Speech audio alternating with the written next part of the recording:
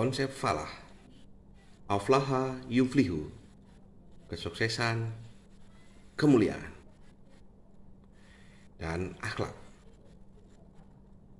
Akuntabel, kompeten, harmonis, loyal, adaptif, dan kolaboratif. Suatu nilai-nilai yang dapat mencegah adanya manipulasi laporan keuangan dalam suatu perusahaan atau organisasi lainnya, baik itu pemerintah maupun swasta, kementerian atau lembaga. Yuk kita simak yuk.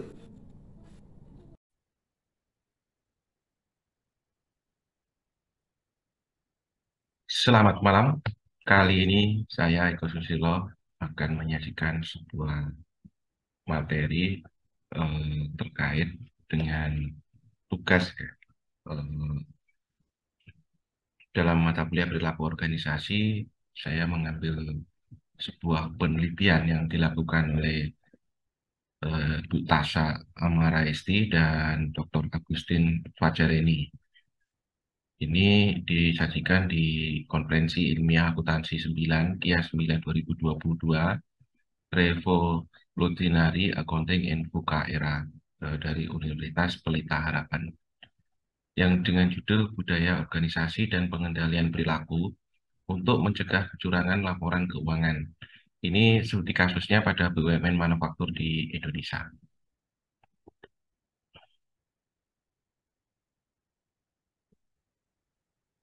Studi yang dilakukan oleh peneliti tersebut eh, menemukan bahwa di dalam membentuk budaya organisasi yang sehat dan bisa dijadikan sebagai alat pengendali perilaku, maka dibutuhkan teladan dari pemimpin organisasi yang memahami bahwa tujuan organisasi bukan hanya laba, namun juga mampu menerapkan konsep falah. Konsep falah itu harus menjadi bagian dari tone of the top-nya setiap pemimpin yang ingin berhasil dalam mencapai tujuan organisasi. Ini ada PMO ya yang disebut dengan tone of the top, walk the talk. Pemimpin itu menjadi ucapannya, kemudian walk the talk itu menjalankan apa yang dipikirkan, diucapkan, dan dijadikan pedoman. Itu. Manfaat atau nilai tambah dalam penelitian ini adalah memberikan kontribusi terhadap pengembangan konsep balance scorecard dengan menambahkan poin karakteristik kualitatif pemimpin di BUMN. Eh, Kecurangan laporan keuangan itu didefinisikan sebagai tindakan melakukan overstatement atau understate atau understatement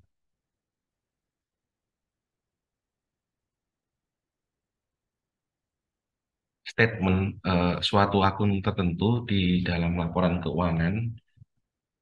Itu menurut ACFE di tahun 2018 ya. ACFE itu apa?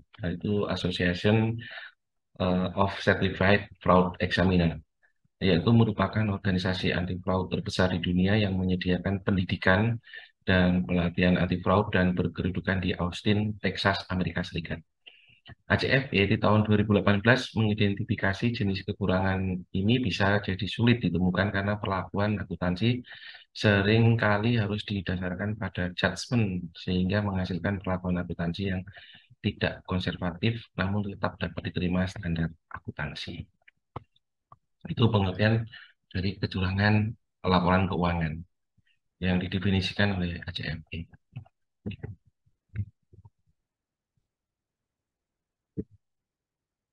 Eh, Dalam penelitian tersebut sebagai studi perbandingan yang dari kan beberapa penelitian yang dilakukan sebelum-sebelumnya, yaitu oleh Liu dan Li di tahun 2015, itu memperlihatkan bahwa desentralisasi mengakibatkan adanya intervensi pemerintah dalam mengolah BUMN kecil dan menjadi penyebab terjadinya fraud di BUMN.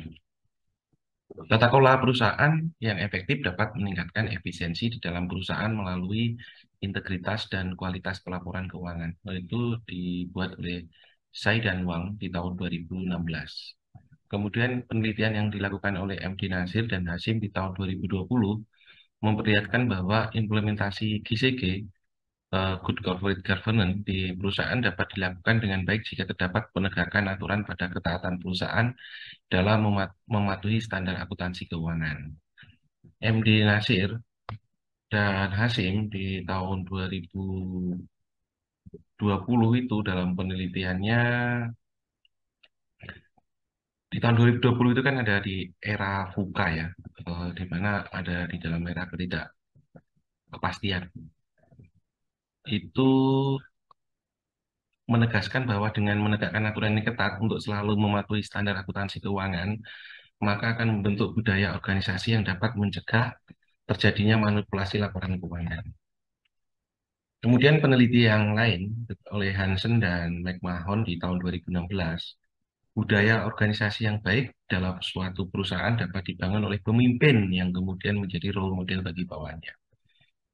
Penelitian yang lain lagi di tahun 2015 oleh Mui dan Miley, pemimpin akan mampu menciptakan budaya organisasi, menetapkan, memantau, dan mempertahankan pengendalian perilaku yang efektif pada perusahaan ketika mereka memahami beberapa faktor penyebab dari karyawan yang berperilaku tidak etis dalam perusahaan.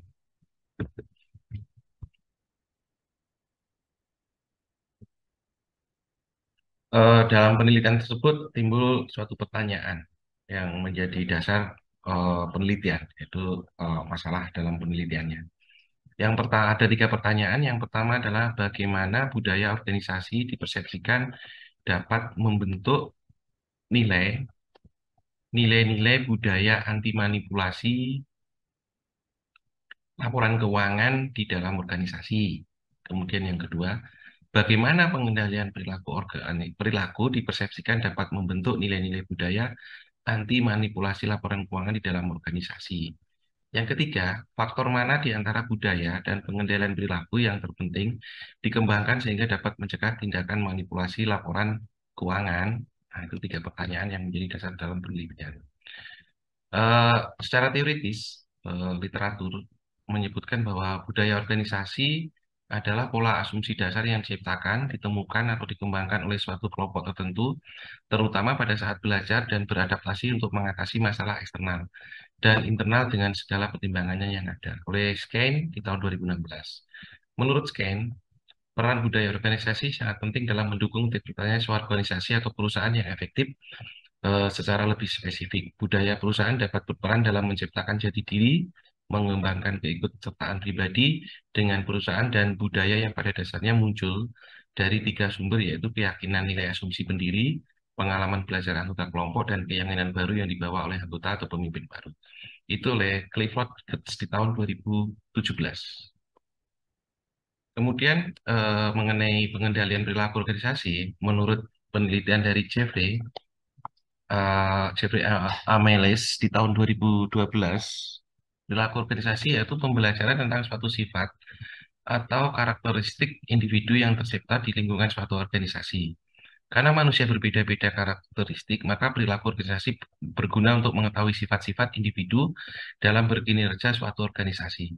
Pembelajaran perilaku organisasi akan mengetahui tentang cara-cara mengatasi masalah yang ada di lingkungan organisasi. Kemudian tahun 2012 juga, Lohman mengemukakan sistem pengendalian yang dilakukan manajemen akan mempengaruhi perilaku manusia pada suatu organisasi. Sistem pengendalian manajemen yang baik mempengaruhi perilaku individu, sehingga memiliki tujuan yang selaras. Artinya, tindakan-tindakan individu yang dilakukan untuk meraih tujuan-tujuan pribadi juga akan membantu untuk mencapai tujuan-tujuan organisasi. Yaitu oleh Clifford Geertz di tahun 2017.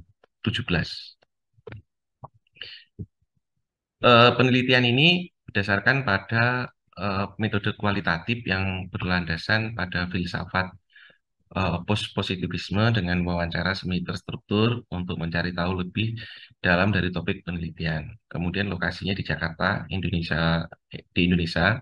Informan yang digunakan adalah Direktur Utama BUMN, Manajer Keuangan, Auditor BPK, dan Auditor KP.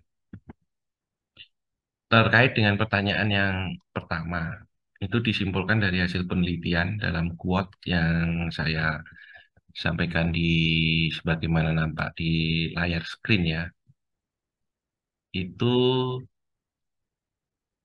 bagaimana budaya,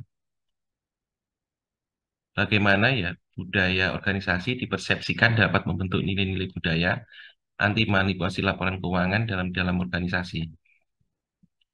Itu di quote-nya saya kutip yaitu sosialisasi dan edukasi bagi karyawan terutama harus menekankan pada pentingnya membentuk etos kerja dengan menjunjung tinggi integritas. Jadi integritas ini dijunjung tinggi sebagai langkah untuk solusi dan edukasi bagi karyawan.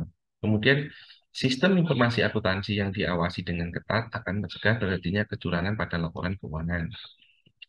Sistem punishment, integritas karyawan, dan sistem yang terintegrasi harus dijunjung tinggi pada perusahaan untuk menciptakan budaya organisasi yang sehat.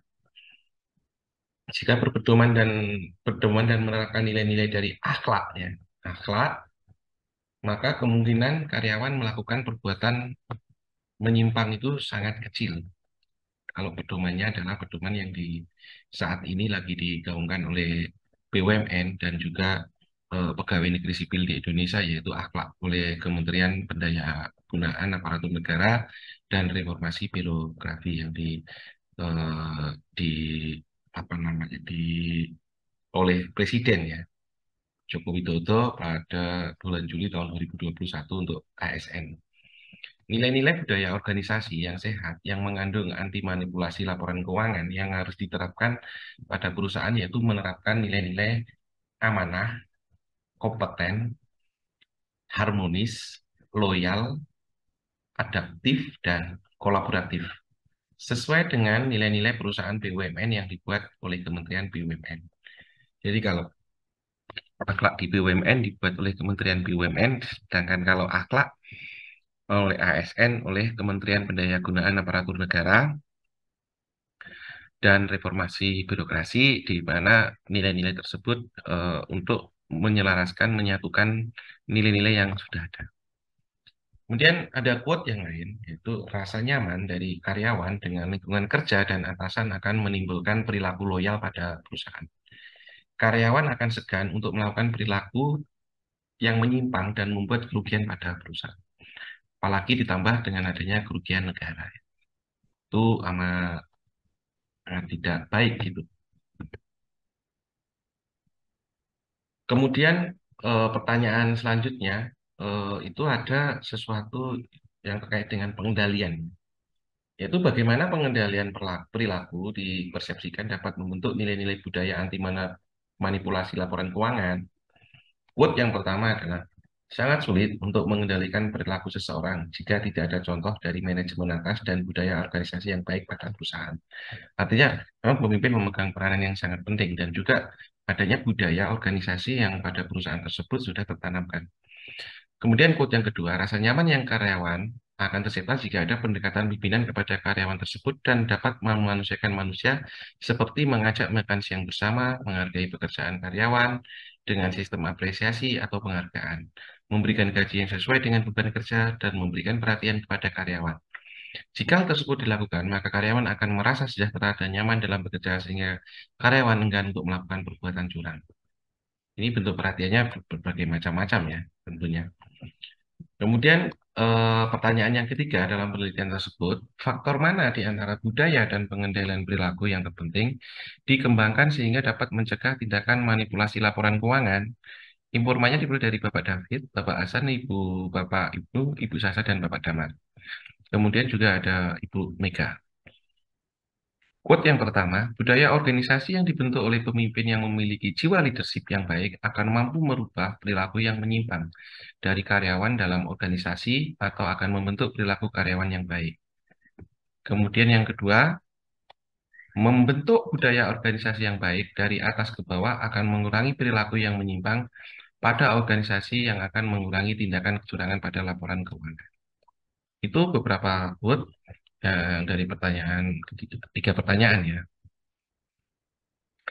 Dari hasil penelitian tersebut, peneliti menemukan suatu penerapan pengetahuan tentang konsep falah. Sebenarnya ini apa sih sebenarnya inti dari konsep falah? Konsep falah itu mendefinisikan atau mendeskripsikan atau menggambarkan tentang suatu kehidupan yang sejahtera secara material maupun secara spiritual yang terkait dengan masalah kesejahteraan sosial. Itu menurut pendapat dari Risi di tahun 2015. Kata falah itu berasal dari bahasa Arab, yaitu dari kata kerja aflahu yuflihu, yang artinya kesuksesan, kemuliaan. Aflahu itu kesuksesan, yuflihu itu kemuliaan. Artinya kemenangan dalam hidup perlu diterapkan. Nah, itu menurut pendapat dari Amalia dan kawan-kawan di tahun 2016. Yaitu konsep falah yang berasal dari bahasa Arab aflahu, yuflihu. Jadi dirangkai ini, di aflahu kesuksesan terkait dengan suatu kemuliaan. Kemenangan dalam hidup perlu diterapkan. Artinya menurut nilai-nilai ya, norma-norma yang baik. Unsur dari konsep falah membahas tentang kelangsungan hidup, kebebasan berkeinginan, kekuatan, dan harga diri. Itu oleh Daliman dan kawan-kawan di tahun 2021. Pengertian tentang falah menjelaskan bahwa manusia adalah makhluk dinamis, di mana rasa kepuasan dari manusia beragam pada sejahtera yang dimaksud adalah menjauhi segala sesuatu yang merusak, seperti gangguan dan kesukaran, sehingga mencapai kehidupan yang baik dan seimbang. Daliman mengemukakannya demikian.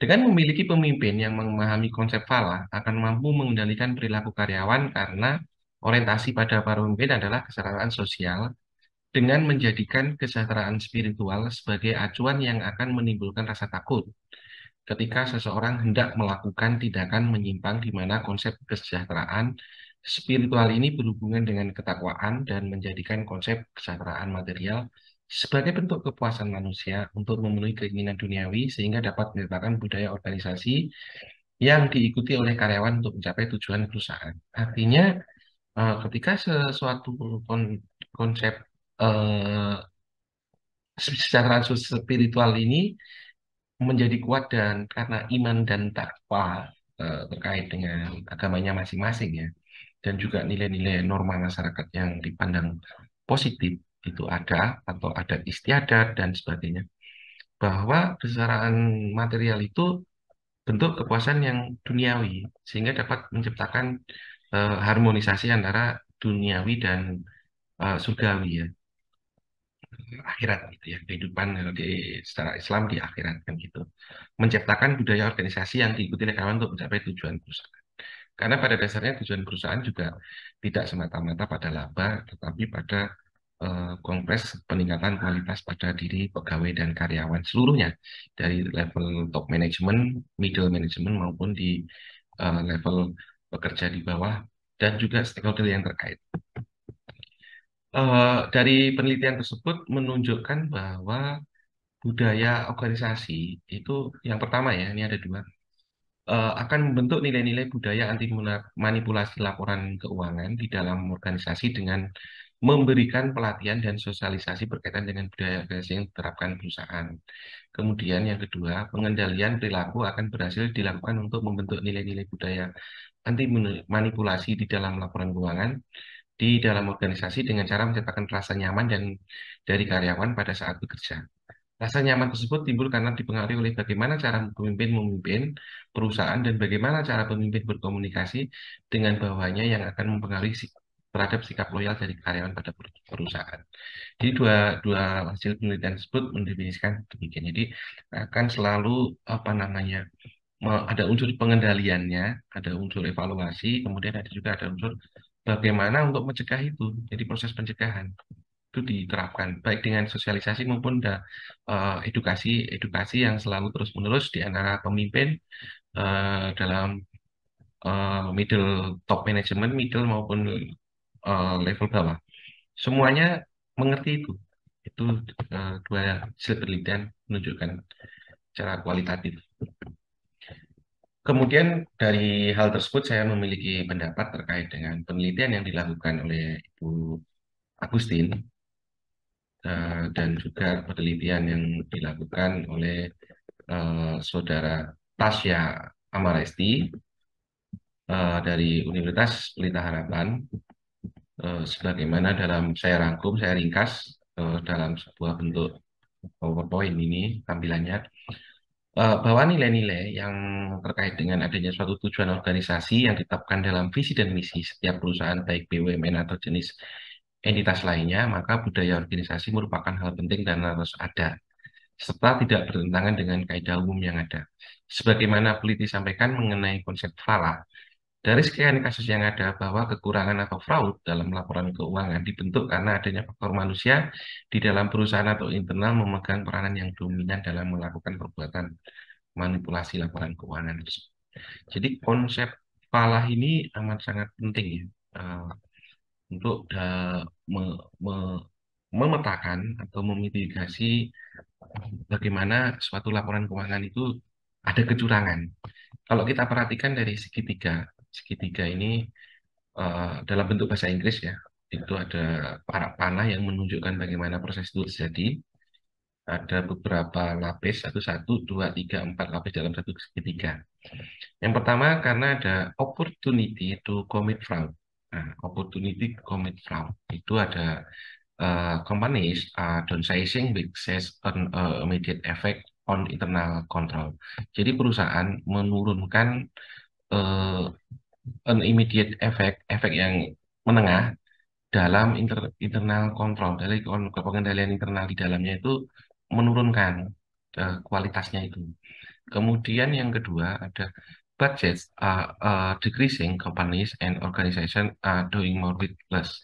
Jadi anggaran itu berkurang sehingga perusahaan dalam organisasi tersebut melakukan tindakan yang efisien, more with less. Jadi artinya lebih sedikit gitu.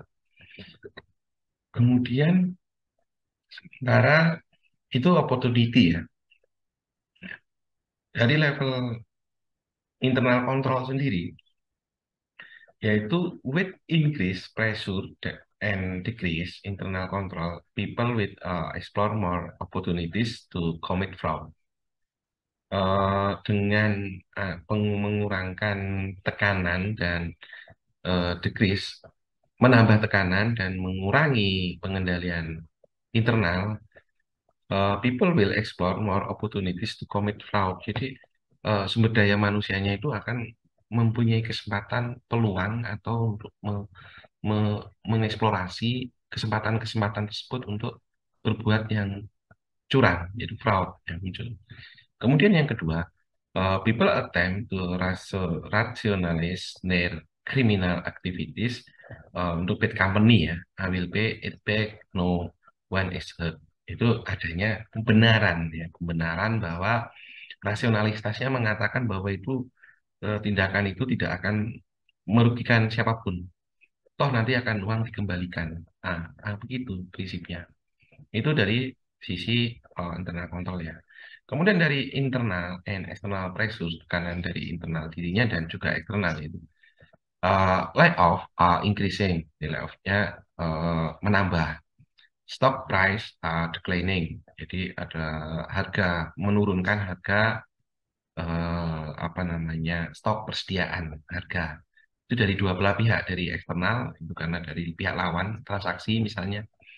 Kemudian kredit krisis and other external factor are increasing. Jadi faktor lingkungan yang di luar yang ter bank misalnya adanya krisis keuangan dari bank sehingga itu menambah adanya tekanan sehingga menyebabkan eh, kesempatan itu menimbulkan fraud. Jadi triangle fraudnya itu opportunity. Jadi amat sangat penting bahwa konsep pala dan akhlak ya, akhlak nilai akhlak yaitu akuntabel, kompeten, harmonis, loyal, adaptif dan kolaboratif yang diterapkan di BUMN tersebut atau memiliki suatu budaya yang dapat digunakan untuk mencegah terjadinya kecurangan atau fraud. Demikian yang dapat saya sampaikan. Eh, Semoga dapat bermanfaat dari sajian saya mengenai konsep falah dan akhlak ya. sebagaimana saya merujuk pada penelitian yang dilakukan oleh Dr. Agustin Pacareni dan Tasha Amalesti dari Universitas Pelita Harapan. Eh, Sebagaimana saya mengulang lagi, konsep falah itu yang dapat diartikan adalah kesuksesan, kemuliaan. Aflahu yuflihu.